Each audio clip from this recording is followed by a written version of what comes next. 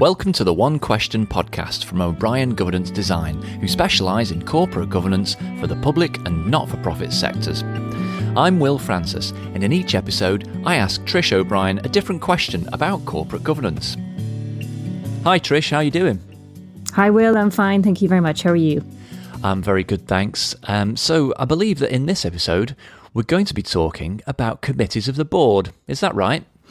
Yes, an area of governance that we find often comes up in both the public and not-for-profit sectors is a kind of lack of connection between boards and the subcommittees they establish.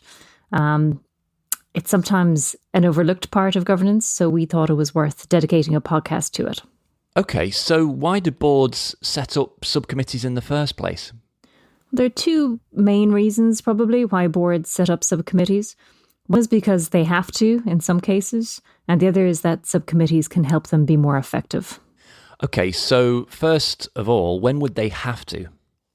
One example of having to is, particularly in the public sector, when you're in receipt of public funds, there's an expectation that boards will set up an audit and risk committee. And this is the committee that, amongst other things, it oversees financial matters, makes sure that public funds are being spent as they should. And that committee would generally have board members on it, but also independent members to make sure that there's objective oversight. So that's an example of having to set up a subcommittee, and there's detailed guidance on how audit and risk committees should operate and how they should report into the board. In this podcast, we're a little more focused on subcommittees that the board chooses to establish to make the work of the board more effective. I see. So tell me more about the actual purpose of these subcommittees. We've talked before about the wide range of responsibilities that boards have, and we've said that those responsibilities span strategy, corporate governance, and fulfilling stakeholder responsibilities. That's how we've tried to categorise those responsibilities. Quite often a board will set up a subcommittee or subcommittees, they could have a number of these, that will focus in more detail on some aspect of what the board is required to do. Okay, and so when boards set up these committees, can they just transfer over their responsibilities to these committees? The short answer is no, they can't.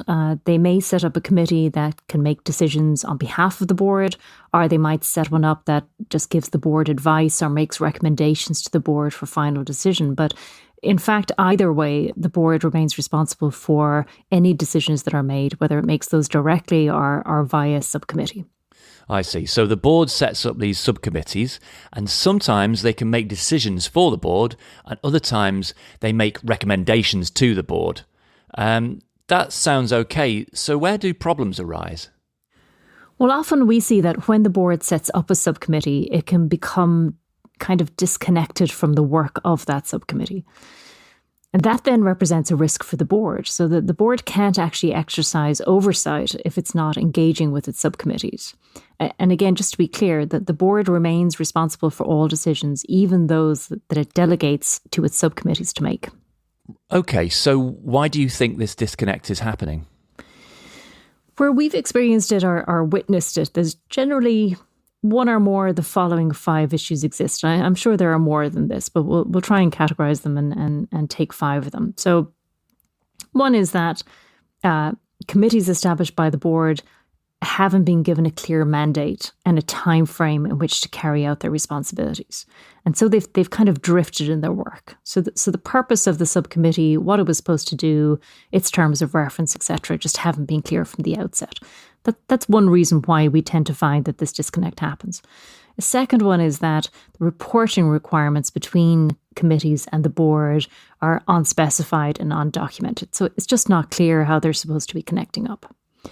A third one is that committees are established sometimes to address a kind of a specialist area that is sometimes just beyond the competence of the board, or at least for a lot of board members. And so the board as a collective sometimes becomes disinclined to engage with the work of that committee. So that's a third reason.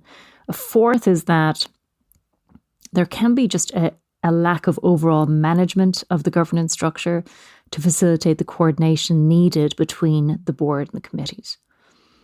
And a last factor that we've identified is that there can be limited or sometimes really no communication happening between the secretary of the board and the chairs and the secretaries of the committees. And again, that all feeds into this disconnect that can happen. And I assume your recommendations for organisations have been around addressing these issues. So what are the tips you commonly give to help solve this problem? Well, if we take the first and the second issues that I mentioned, which are about committees not having a clear mandate and reporting requirements between committees and the board not being clear. If we just take those two first, I think what we'd say is that if a board sets up a subcommittee to progress some of the board's responsibilities, it has to be given crystal clear terms of reference at the outset. And those terms of reference should really tell anyone who refers to them what the subcommittee can do, to what level, and for how long. So, for instance, is it approving certain things in its own right, or is it making recommendations in other areas? That has to be absolutely clear. Terms of reference then should also include how the subcommittee is expected to communicate with the board. So, for instance, are the minutes of each meeting provided to the board for reference?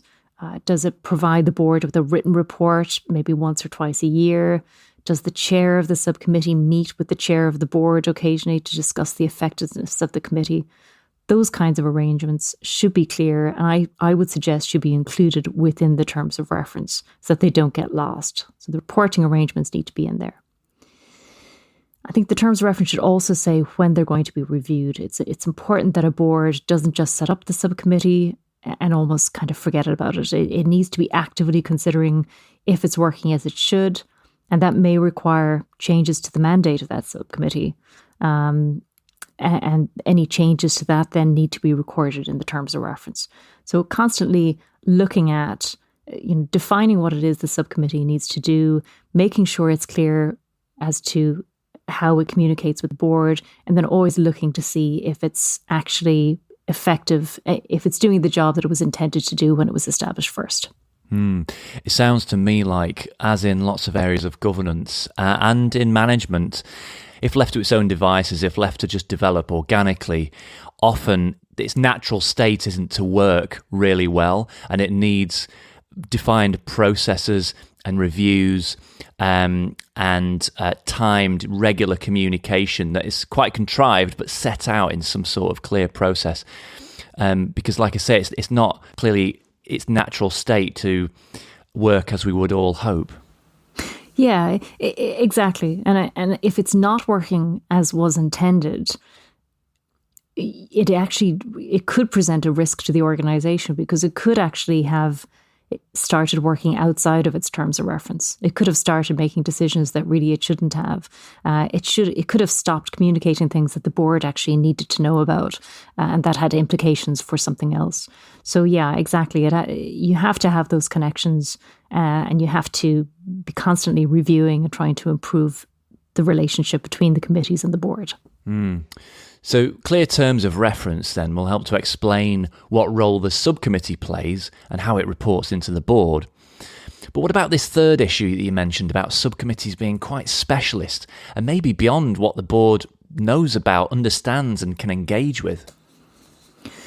Yeah, I think this is a genuinely difficult issue.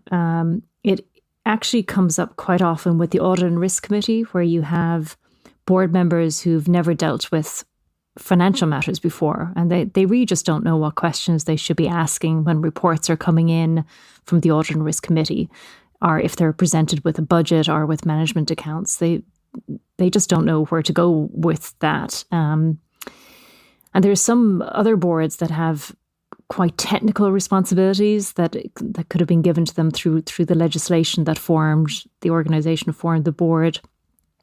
And they may need a subcommittee with specialist knowledge to address those issues. So, for instance, they could have some legal responsibilities that they need legal expertise on a subcommittee to cover. And it's understandable, of course, that the board as a collective may not feel that it has the expertise to engage with the work of those types of subcommittees. But the chair and the board and the secretary really need to consider what can be done to bridge that gap. And I think this is where the professional development for board members that we discussed in episode 3 comes into play, where I think the secretary and the board need to be thinking about, for instance, perhaps creating a session for board members outside a regular board meeting that explains to them the work of the subcommittee, exactly what it's doing, what its purpose is. And maybe helping, again, through a focus session, helping board members to identify the types of questions they might want to ask in order to satisfy themselves about the work of those subcommittees. So kind of giving the board members a license to ask questions, but giving them the comfort, I suppose, that the types of questions that they're asking are legitimate and valid questions. Well, that brings us back to the responsibilities of the secretary to the board and the importance of that role in making the board work effectively. The fourth and fifth issues you identified were around coordination between the board and subcommittees. What do you think the issues are there? Well, this again, as you say, is where the secretary role is so important. Secretary of the board really needs to think about the board and its committees as part of one governance structure, not as individual parts of a system that doesn't connect.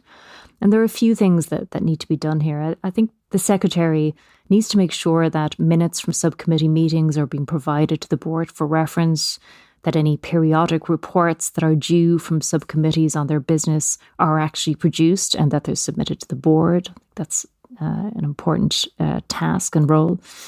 Secretary also needs to make sure that any feedback that's coming from the board, so it's not all one way between the committees and the board, so any feedback that's coming from the board is being delivered accurately to its subcommittees.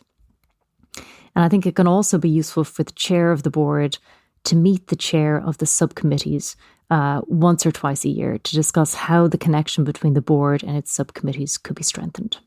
All of these things, I think, could be things that the secretary has on their minds as ways of ensuring that there's a better connection between the board and the subcommittees.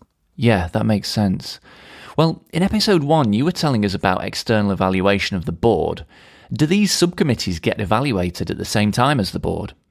Well, the code of practice for the governance of state bodies, it's not completely clear on this. It says that when an organisation is doing an internal evaluation of its board, that it should include its committees.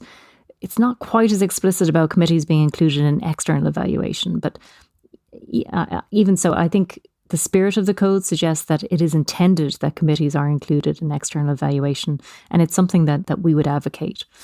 The Charities Governance Code says that the larger organisations, the larger charities should self-evaluate their board and subcommittees. And they include things like looking at the effectiveness, the size and the terms of reference of the subcommittees.